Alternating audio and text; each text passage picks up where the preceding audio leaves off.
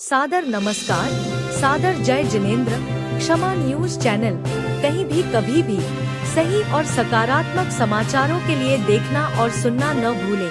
साथ में आपसे विनम्र निवेदन है कि यदि आपने इस चैनल को सब्सक्राइब नहीं किया है तो कृपया अवश्य कीजिए और शेयर और लाइक करना ना भूलें। रुकड़ी से आई है जिज्ञासा।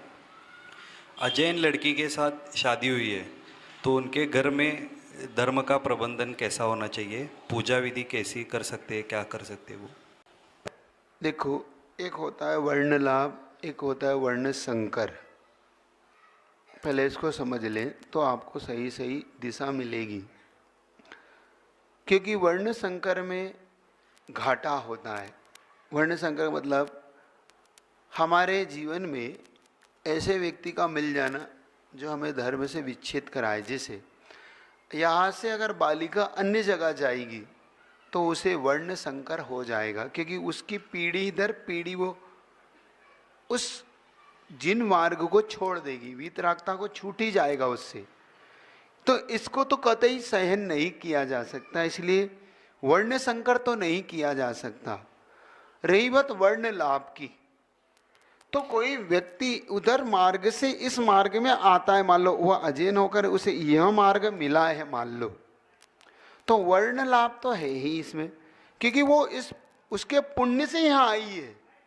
वितराग मार्ग उसको अपने पुण्य से मिला है, और जिसका वितराग छूटा है वो पाप कर्म से वहां गई है। देखो आप इसमें कितना अंतर है, क्योंकि कुछ लोग इसको समझ नहीं पाते और इसकी व्यवस्था को खराब करते कि भाई हम यहाँ लाए तो वहां भी देंगे। ऐसा नहीं होता है। समझ रहे कि नहीं समझ रहे आप लोग?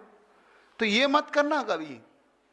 वर्ण लाभ होना एक अलग व्यवस्था है, क्योंकि वह बालिका अपने पुण्य से वीतराग में आ रही है, उसको तो लाभ है, लेकिन यहां से जो जाएगा उसका वीतराग शासन छूटेगा तो उसका घाटा है।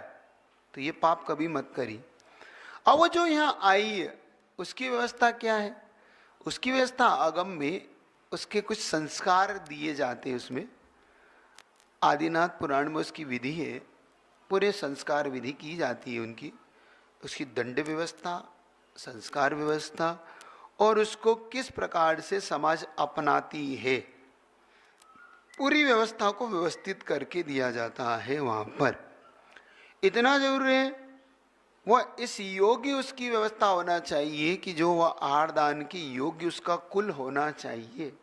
एक बात ये ध्यान रखिए, उसका कुल अगर आहारदान के योग्य नहीं है, उसका कुल अगर अभिषेक करने के योग्य नहीं है, उसका कुल उससे भारी है, तो फिर समझिए फिर व्यवस्था बहुत गड़बड़ होगी। तो उसकी कुल व्यवस्था को भी देखना चाहिए।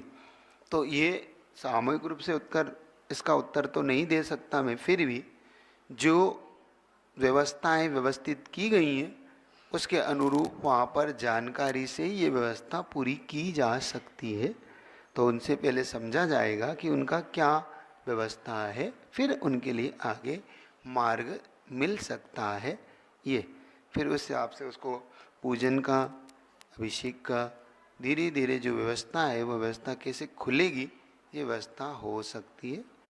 If you are running a business where you are the one who's managing operations, sales, marketing, कैसे खुलेगी, ये व्यवस्था हो सकती है, बाद का विषय है।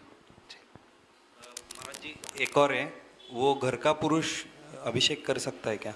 मतलब बाहर की लड़की हुई है। ये सामाजिक व्यवस्था है।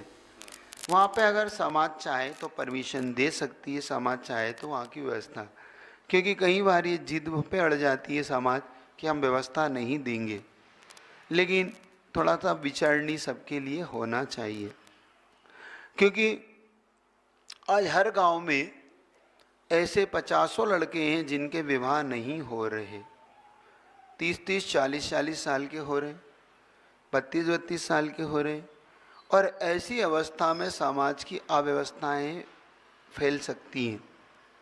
तो कैसे कोई निर्णय करेगा कि होना चाहिए या नहीं होना चाहिए? क्योंकि लड़कियों का परसेंटेज देखा जाए तो आप खुद विचार करो, 1000 लड़कों पे 700 लड़कियां हैं, ऐसा एक अगर निकाला गया था उस समय की बात, अब क्या परिवर्तन पता नहीं। उसमें से 200, 150, 200 लड़कियां ऐसी हैं जो विवाह ही नहीं करना चाहती, ना किसी भी कास्ट में विवाह ही नहीं करना, वो अपने में जीना चाहते हैं आजकल, क्योंकि वो अपनी जॉब करती हैं, अपनी इंडिपेंडेंट लाइन जीना चाहती हैं। वो कहते हैं हमें नहीं करना, करना ही नहीं। अब ऐसे में 500 लड़कियां बचती हैं।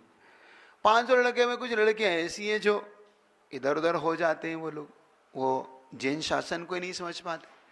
अब बचती हैं 300-400 लड़कियां।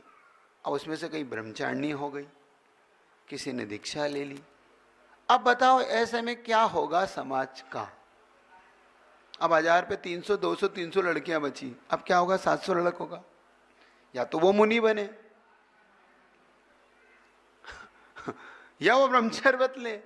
अब वो कहते हैं हम मुनि नहीं बन सकते, हम ब्रह्मचर्य नहीं ले सकते, तो क्या समाज में अव्यवस्थाएं फैल सकती है या नहीं फैल सकती? इस पे अब सभी बड़ों बड़ों को चिंतन करना चाहिए। अब लकीर के फकीर आप बन के नहीं जी सकते। हम परमिशन नहीं देंगे, हम ऐसा नहीं करेंगे, तो फिर समाज आपकी पहले इतनी सी है, आगे जाके इतनी सी रह जाएगी। फिर आप देख लीजिए आपका क्या व्यवस्था है। क्योंकि जो बड़े लोग होते हैं उनको सामाजिक दायित्व उनके पास होता है, आगे की जो कहते हैं ना, आगे की रचना करने का, सामाजिक जिम्मेदारियां उनको निभाना चाहिए। तो वो बड़े लोगों का काम है, ये मेरा काम नहीं है। तो बड़े लोग स्वयं इस पे अपनी विचारधारा शायद सामने लाएंगे, मैं ऐसा मानता हूँ।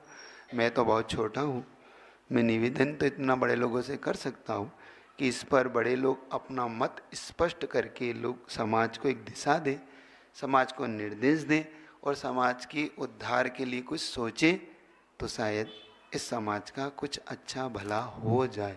क्षमा न्यूज चैनल देखने के लिए आपको बहुत बहुत धन्यवाद। सादर प्रणाम। सादर जय जिनेंद्र।